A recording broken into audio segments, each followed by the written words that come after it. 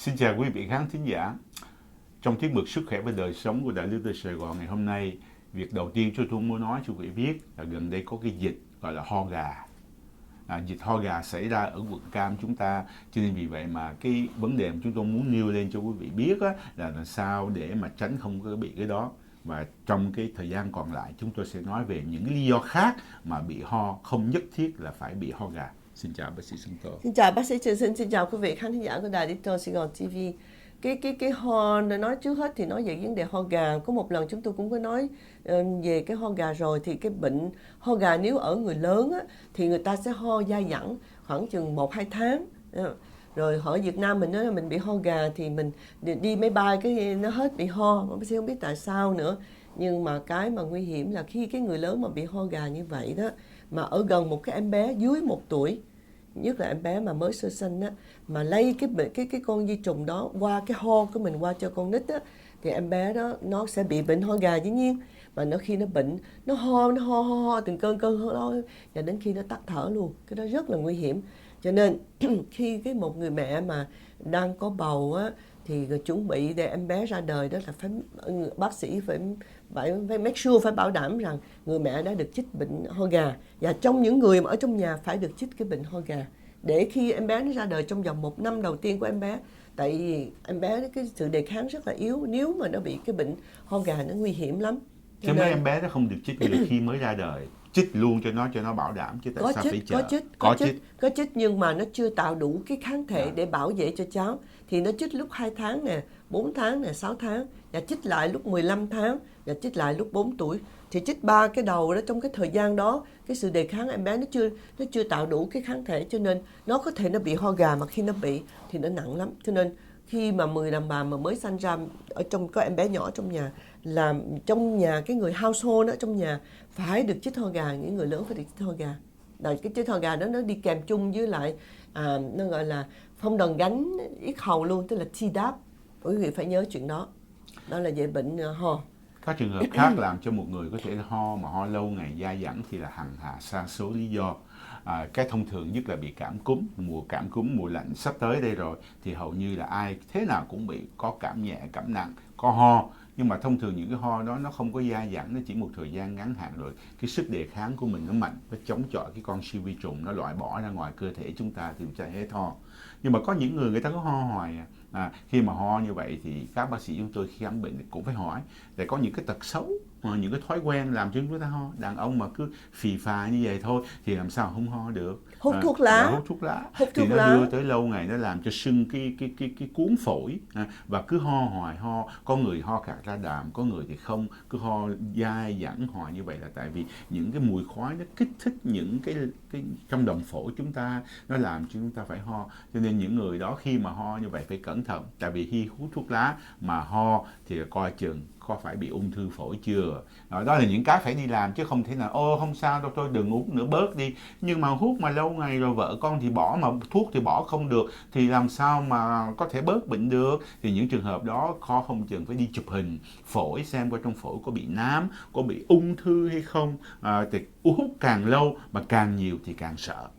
Ở Việt Nam mà nếu mà ho ngắn thì cũng như mình ho cảm, rồi ho gì siêu vi trùng, hoặc là có bị sưng phổi, pneumonia. Nhưng mà Việt Nam mà ho lâu ta hay kêu ho lao, tức là bị lao phổi. Cái đó Quý vị đừng có tưởng làm bệnh viện Mỹ không có ho lao, không có TB. Tuberculosis là bệnh lao phổi có xảy ra, và nó truyền ở bên Việt Nam mình đó là khi mới sinh ra là mình phải chích, mình chủng cái BCG rồi để mình đem cái vi trùng vô cho nó bảo vệ cho mình khỏi bị lao phổi. Bên này thì không có cần chích cái đó. Cho nên cái chính phủ bên này người ta rất là sợ cái vấn đề đó. Khi mà quý vị làm giấy tờ nhập cảnh vô trong Mỹ mà ở đó, thì cái việc đầu tiên thôi chứng minh cho tôi biết là không có lao nghe. Tại vì đó là những cái bệnh nó lây cho người khác được. Xứ Mỹ này không có lao, nhưng mà bị lao là từ những người từ những cái quốc gia khác vô tới đây, rồi đem ra phân tán, ho sùng sục, bày cái con vi trùng nó lung tung thứ, làm đây cho cái người dân ở bản xứ ở đây. Cho nên vì lý do đó mà một trong những cái mà điều kiện mà muốn vô xứ Mỹ về là không bị lao. Nhưng mà bệnh lao phổi bây giờ bắt đầu có ở xứ Mỹ, và ngay ở cái Orange County này có những người bị lao phổi, và mấy người mà bị lao phổi đó là phải được sự kiểm soát của cái public health, của cái y tế dưới này. Cho nên quý vị, đó là những cái mà ho lâu ngày. Nhưng mà cái lao phổi đó thì người ta biết là người ta sụt cân nè, rồi người ta ho lâu ngày, người ta tối, người ta đổ mồ hôi nhiều. Đó, rồi đôi khi nó ho ra máu nữa. Thì cái đó là mấy cái là phải cẩn thận. Nhưng mà bây giờ mình nói những cái mà nó nhẹ trước, ví dụ như là ho cảm bình thường nè, rồi ho mà do siêu vi trùng làm pneumonia, tức là ho mà do bị sưng phổi. Thành ra sưng phổi, sưng cái phổi thì là những quý vị phải biết là những cái người mà lớn tuổi, trên 60 tuổi là phải được chích cái vấn đề mà chích ngừa sưng phổi là pneumovaccine.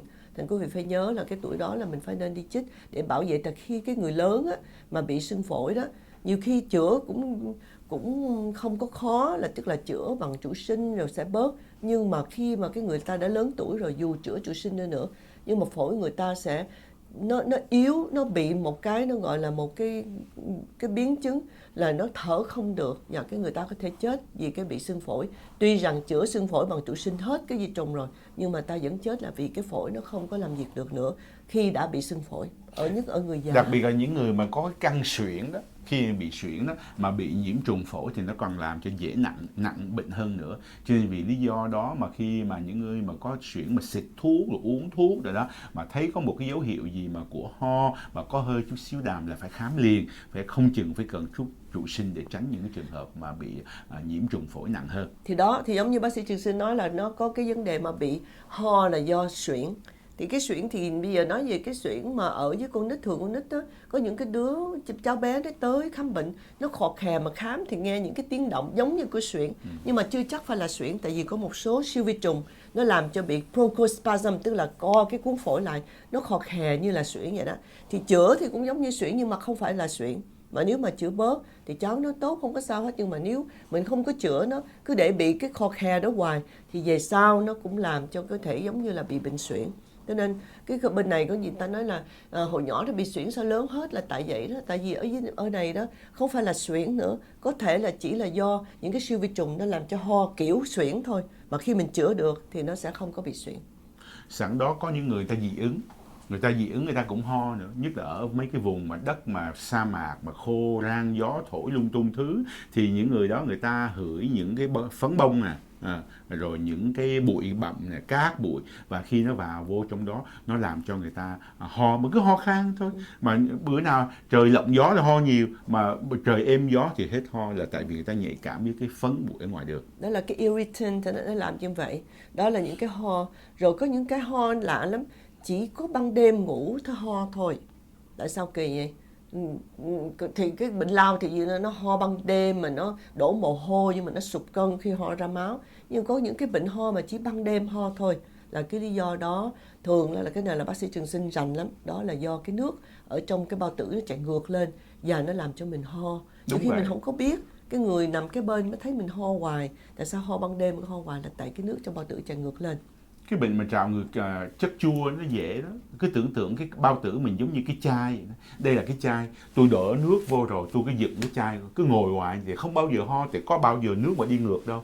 Nhưng mà nếu cái chai như vậy mà dọc ngược lại như vậy, nước nó chảy ra, thì chúng ta ăn xong rồi tối đi ngủ nằm xuống, giống như cái chai để nằm xuống, cái bao tử cũng nằm xuống, thì bắt đầu nước bắt đầu từ dưới nó nếu mình đi ngủ sớm sau khi mình ăn rồi mình đi ngủ liền, nằm liền thì mới bị. Chứ nếu mình ăn rồi mình ngồi một thời gian, cái bao tử, chất ở trong bao tử nó đi qua khỏi bao tử rồi thì mình không có bị cái đó. Đúng vậy. Nên nếu mình ngủ sớm thì mình ăn rồi mình đi ngủ liền, nằm liền thì dễ bị cái bệnh mình, giống như bác sĩ Trường Sinh nói. Thì khi chất chua nó lên nó cào vô trong cái cổ họng mình và nó làm cho mình ho. Nhiều người cứ ho thôi, tôi đi ngủ nằm đâu được tiếng đồng hồ bắt đầu nó ho, bắt phải ngồi dậy, ngồi lên thì nó hết.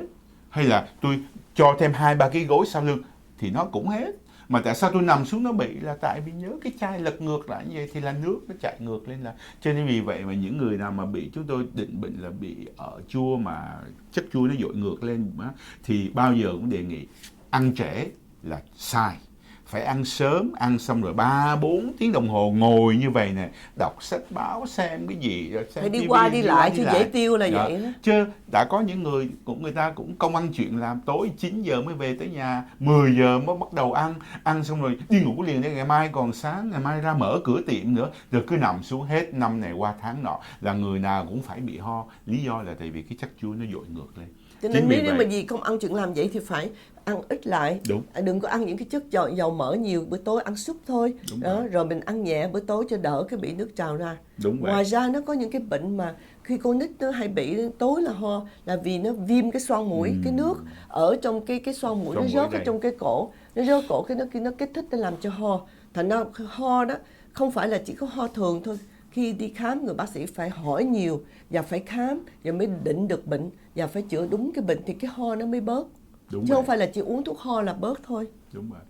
Đó, cho nên có rất nhiều lý do khác nhau, nhưng mà khi mà cái ho nó dai dẳng mà nó không bớt thì cái việc đi khám, nhiều khi các bác sĩ chúng tôi sẽ cho làm những thử nghiệm khác, hoặc có thể thử những cái thuốc mà chúng tôi nghĩ có thể sẽ giúp được, và nếu không bớt thì phải có những cái lối mà chữa trị hoặc là định bệnh mà nó rắc rối hơn.